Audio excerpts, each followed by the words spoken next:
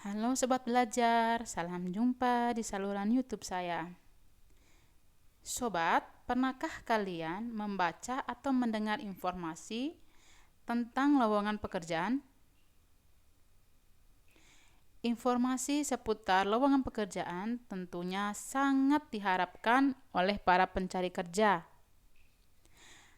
Pada saat hendak mengajukan lamaran pekerjaan, tentunya salah satu yang dibutuhkan yaitu surat lamaran pekerjaan. Nah, hari ini kita akan belajar tentang surat lamaran pekerjaan. Apa sih surat lamaran pekerjaan itu? Surat lamaran pekerjaan adalah jenis surat resmi, jadi surat pribadi resmi yang diajukan seseorang ke perusahaan atau instansi agar diterima bekerja sebagai karyawan pada posisi jabatan tertentu. Surat pribadi resmi artinya surat tersebut berasal dari perorangan atau individu ditujukan kepada pihak perusahaan atau instansi tertentu.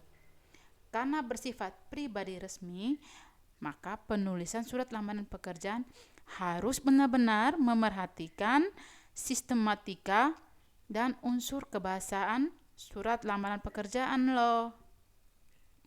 Lalu, apa saja sistematika surat lamaran pekerjaan? Sistematika surat lamaran pekerjaan. Pertama, tempat dan tanggal pembuatan surat, lampiran dan perihal, alamat surat,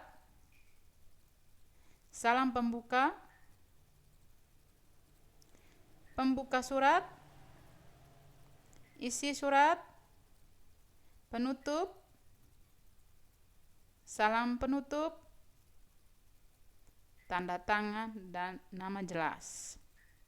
Agar lebih paham tentang sistematika surat lamaran pekerjaan ini, yuk kita sama-sama mencermati analisis surat lamaran pekerjaan berikut.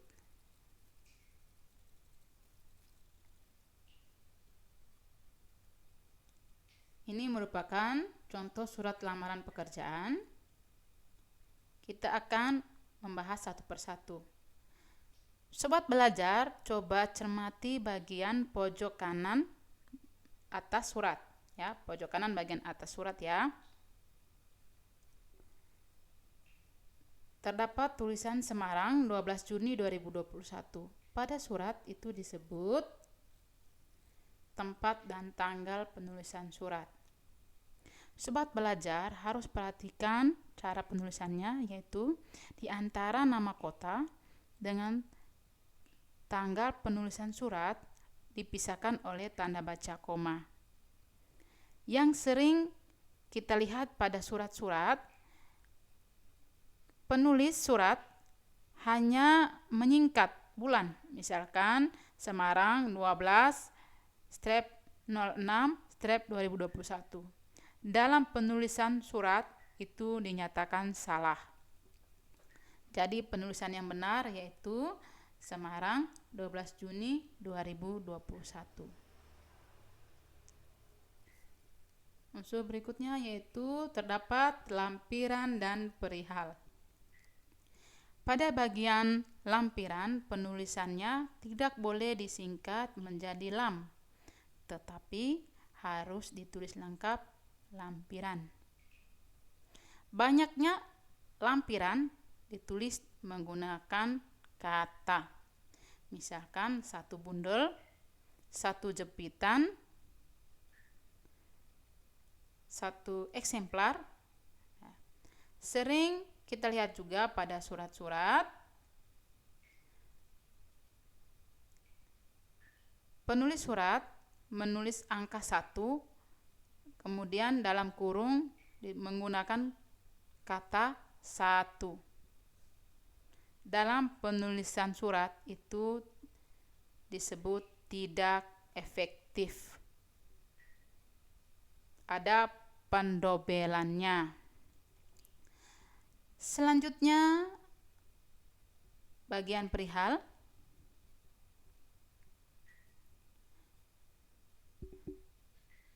Sobat belajar, menurut kalian, apakah benar pada bagian alamat surat, ini disebut alamat surat, didahului kata kepada?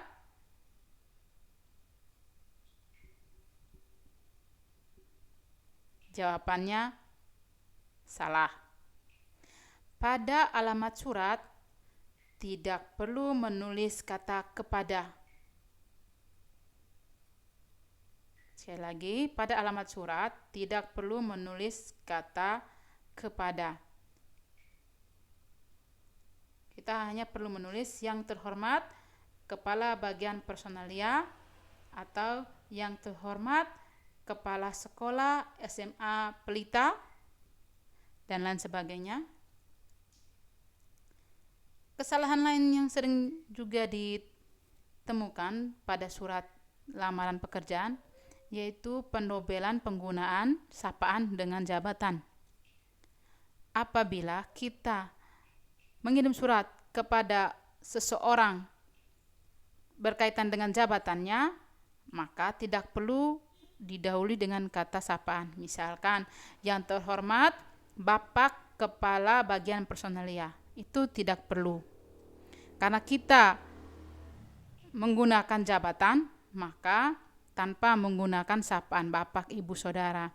Jika kita menggunakan sapaan dalam alamat surat, maka tidak menggunakan jabatan, yaitu yang terhormat Bapak Wahyudi, contohnya, tanpa diikuti dengan jabatannya lagi. Bisa mengerti kan, sobat belajar?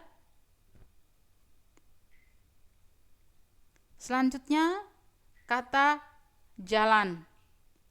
Pada alamat surat, kata jalan tidak boleh disingkat menjadi JLN, melainkan harus ditulis lengkap jalan.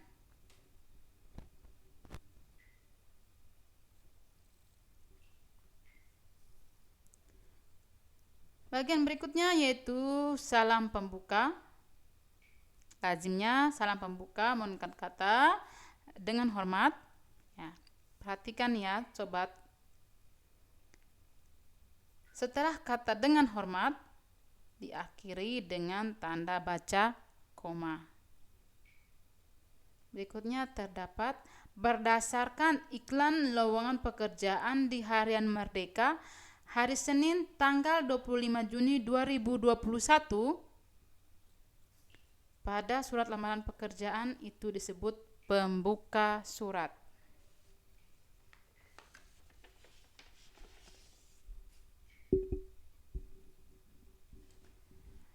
Pada pembuka surat, sertakan dari mana pelamar mendapat informasi lowongan pekerjaan tersebut. Pada contoh ini, si pelamar mendapat informasi dari Harian Merdeka yang terbit pada hari Senin tanggal 25 Juni 2021. Apabila sobat belajar mendapatkan informasi berkaitan dengan lowongan pekerjaan tersebut dari media lain, maka sobat perlu mencantumkan dari mana informasi tersebut diperoleh. Berikutnya, isi surat. Pada bagian isi surat, cantumkan identitas pelamar secara lengkap, jabatan yang ingin dilamar, dan lampiran-lampirannya. Coba sobat perhatikan. Dengan ini saya nama, tempat tanggal lahir, alamat, pendidikan terakhir. Mengapa ditulis dengan huruf kecil? Kata nama, tempat, alamat, pendidikan. Karena itu disebut pemberian. Artinya pemberian itu merupakan perincian atas unsur-unsurnya. Nama, tempat, alamat, pendidikan merupakan perincian dari identitas si pelamar.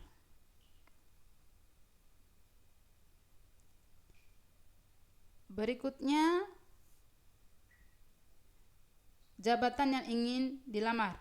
Mengajukan lamaran kerja ke perusahaan yang Bapak Ibu pimpin untuk bisa ditempatkan pada staf laboratorium. Pada bagian ini, sobat cantumkan mau melamar jabatan apa. Ya. Berikutnya, sebagai bahan pertimbangan bersama surat ini saya lampirkan. Lampiran artinya berkas atau dokumen yang dilampirkan bersama surat lamaran pekerjaan.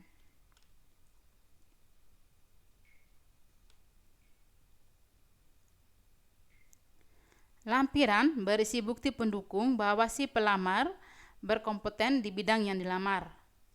Biasanya lampiran yang dilampirkan oleh pelamar merupakan syarat yang diminta oleh penyedia lowongan pekerjaan. Misalnya nih, salah satu syarat yang diajukan oleh penyedia pekerjaan yaitu memiliki kendaraan sendiri. Jadi, bukti bahwa si pelamar memiliki kendaraan sendiri, tentunya ia memiliki STNK.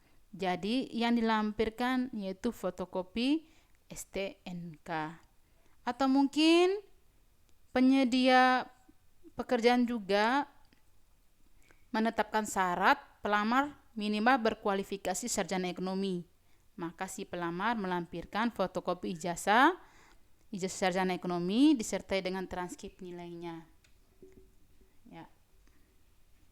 Tergantung penyedia lapangan kerja mau pelamar itu syaratnya seperti apa. Jadi kita sebagai pelamar memenuhi atau tidak kriteria yang diinginkan oleh si penyedia lapangan kerja. Buktinya atau bukti bahwa kita berkompeten, kita bisa bekerja di bidang tersebut, yaitu tentunya adanya dokumen-dokumen yang bisa dilampirkan bersama surat.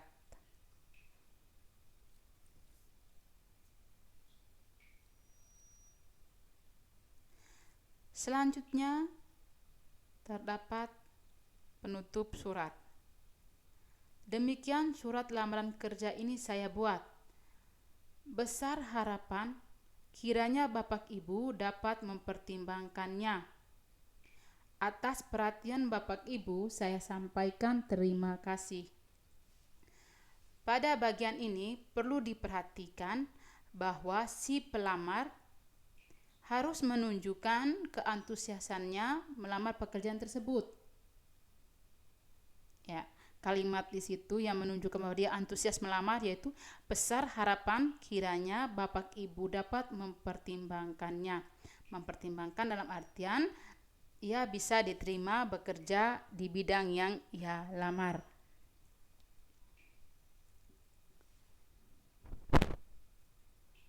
Atas perhatian Bapak, Ibu, saya sampaikan terima kasih. Pada bagian penutup, terutama atas perhatian Bapak Ibu, saya sampaikan terima kasih. Sering terjadi kesalahan menggunakan kata atas perhatiannya, saya sampaikan terima kasih. Penggunaan atas perhatiannya salah. Mengapa salah? Karena jika kita menggunakan atas perhatiannya, menunjukkan bahwa kita sedang mengirim surat kepada pihak ketiga, dan menunjukkan pihak ketiga. Sementara kalau kita mengirim surat, berarti kita sedang mengirim surat kepada pihak kedua. Pihak kedua di sini siapa? Ya, penyedia lowongan pekerjaan. Kita ganti dengan sapaan yang menunjukkan orang kedua. Atas perhatian Bapak, Ibu, saya sampaikan terima kasih. Mengapa Bapak garis miring Ibu? Karena kita belum mengetahui pimpinan tersebut berjenis kelamin laki-laki atau perempuan. Jika memang kita sudah tahu jenis kelamin pimpinannya itu laki-laki, bisa kita tulis atas perhatian bapak. Jika perempuan, atas perhatian ibu. Jika belum mengetahuinya, kita bisa gunakan bapak garis miring ibu. Tapi tidak boleh menggunakan kata atas perhatiannya. Selain itu, pada bagian penutup surat juga tidak boleh menggunakan kalimat yang berlebihan. Misalkan yang sering ditemukan pada surat, atas perhatian Bapak Ibu saya sampaikan limpah terima kasih. Atau atas perhatian Bapak Ibu saya sampaikan beribu-ribu terima kasih. Itu namanya penggunaan kalimat secara berlebihan, tidak efektif dalam penggunaan kalimat. Demikian untuk bagian penutup surat. Selanjutnya ada salam penutup. Mengapa sih perlu adanya salam penutup? Ya, kan pada awal surat sudah diawali dengan salam pembuka. Jadi, sebagai bentuk etika, sopan santun, maka diakhiri pula dengan salam penutup. Jangan lupa, di belakang hormat saya ada tanda baca koma. Diikuti dengan tanda tangan dan nama lengkap pelamar. Baiklah teman-teman, itulah bagian-bagian surat yang perlu kita ketahui. Isi surat lamaran pekerjaan isinya harus singkat, padat, tidak bertele-tele, dan langsung pada persoalan. Selain itu, isi surat lamaran pekerjaan juga harus persuasif, artinya ditulis dengan gaya yang menarik dan memberikan keyakinan tentang kecakapan, kemampuan, dan kesungguhan bekerja. Selamat berlatih menulis surat lamaran. Sampai jumpa di video selanjutnya.